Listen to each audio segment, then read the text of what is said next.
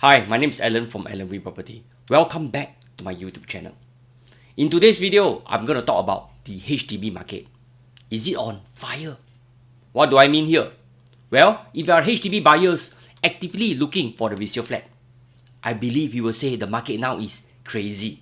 Keys here already. Here, are we facing a runaway prices? Are first-timers or even second-timers priced out of the resale market? Are the authorities aware of it? Or are we waiting for something to happen?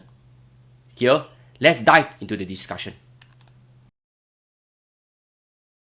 If you can still recall my earlier video on whether the HDB market is at its peak, you will have remembered that I mentioned that the HDB Resale Price Index or RPI is trending upwards from 1.8% in the first quarter to 2.3% in the second quarter of 2024. Currently, we are in the third quarter. The fresh estimate will only be known in early October.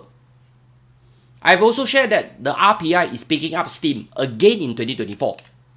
To date, the index has increased by 7.5 in the first half of this year.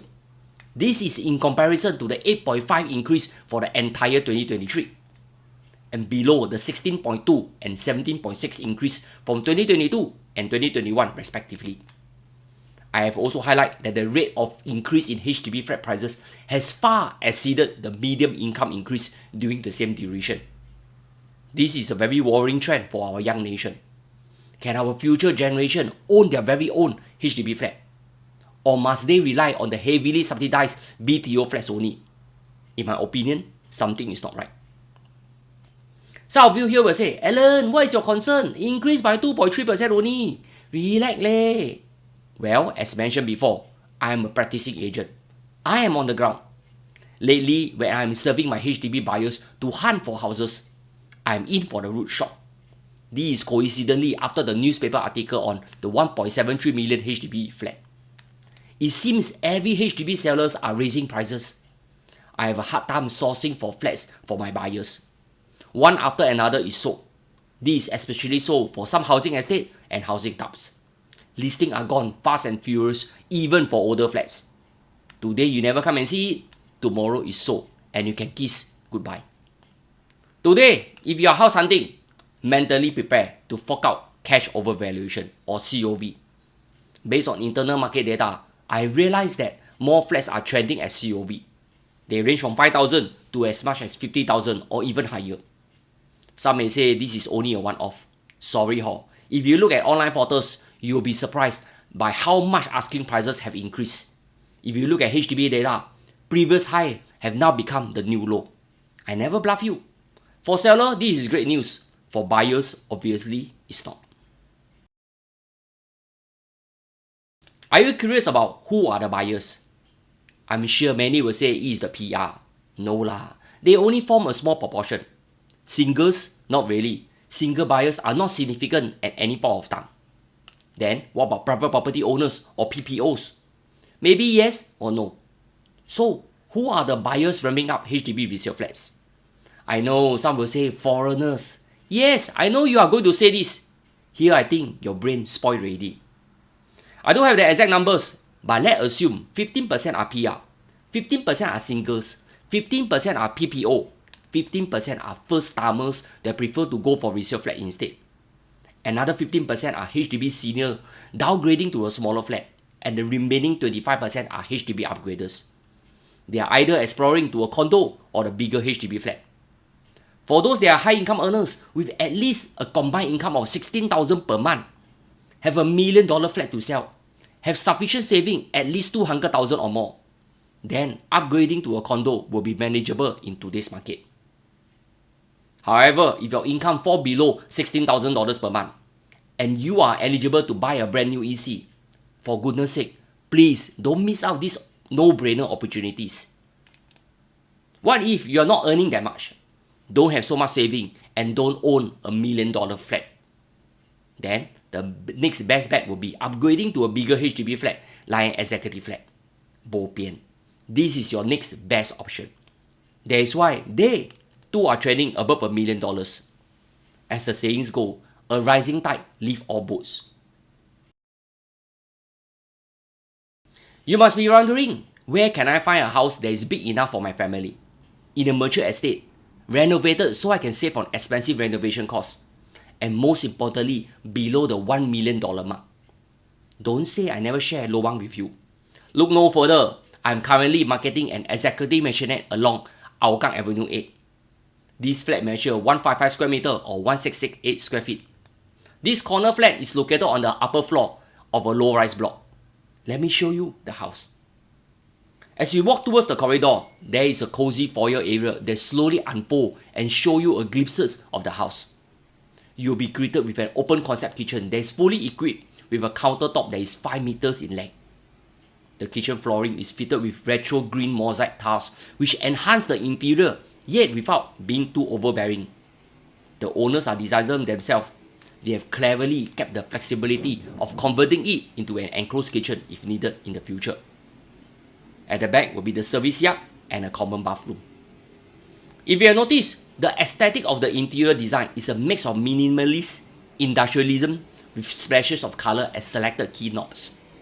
The material on the first floor is generally kept muted to highlight two main design features in the house.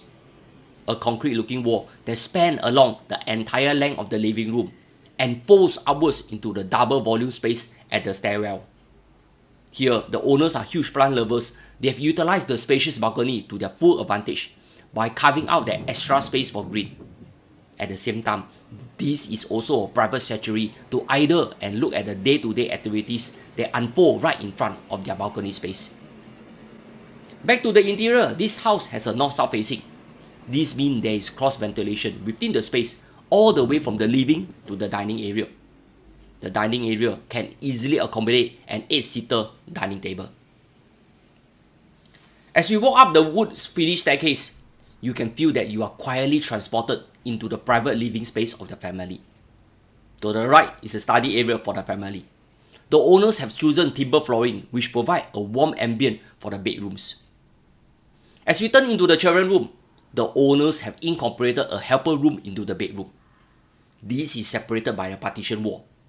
This means the helper will have her own private space while keeping a lookout at the children.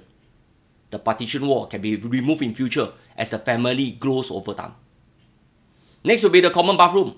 They are designed to be light and airy without compromising on practicality and the ease of maintenance through the choice of light color flooring and white glossy mosaic tiles walls.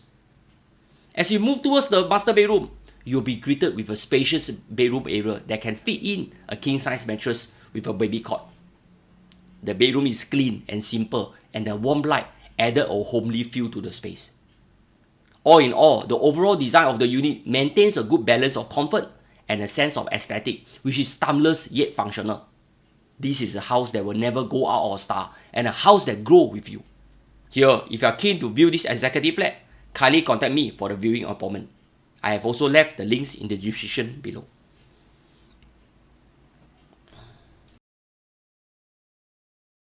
Do you know, as a concerned Singaporean, I written in to the ministry to raise my concern. And I'm very surprised they replied me back within a week, talking about efficient public services. I think most of our ministry to statutory board got standard. Anyway, their reply is almost similar to the one that was shared by the ministry in their earlier parliamentary reply. Coincidentally, in the BT article dated 7 August 2024, National Development Minister Desmond Lee was responding to a question in Parliament. He pointed out that HDB flats remain affordable to most Singaporeans. He has painstakingly shared what is happening on the ground and the measure taken to cool the market. He also explained that housing policy is complex and any change in one area may have wide-ranging implications in other areas. Our approach to tackling this has been to address the supply and demand imbalance. But this measure will take time to take effect. While the resale market has risen in the last few years, we should not expect housing price to go up indefinitely. History has taught us that the property market moves in cycle. In a time of market exuberance, prospective buyers should be extra careful because those who buy high will also be harder hit when the market eventually comes down, he added. In short, I hope the authority can monitor the market closely to prevent runaway HDB flat prices ahead of market fundamentals. This is especially so for the less privileged. If the market turns, many will be badly hurt. That is why as a concerned citizen, this is my duty to raise the red flag. Maybe I'm wrong. Maybe I'm overly sensitive. Anyway, HDB flats have nothing to do with me. Thank you for watching and see you again soon.